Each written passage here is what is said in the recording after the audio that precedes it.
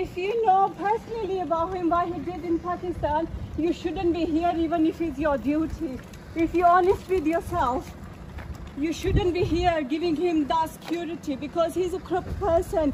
He made wrong decisions. And he right after ran from there. He's puppet of ISI. I think he is there. ये इंसाफ का नंबरदार आपने कैसे ये फैसला कर लिया मुझे मेरी बात सुने आपने कैसे मुझे दलावर साहब आपकी बात है I'm just asking the question sir How much money did you take? कैसे अपने मुल्क बेचा sir How did you do that? Corrupt leader. कैसे Don't दोबारा touch me.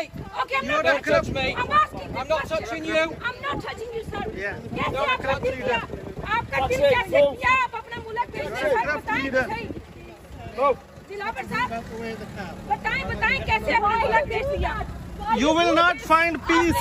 You will not find peace. No. Don't touch me. Don't touch me. Corrupt.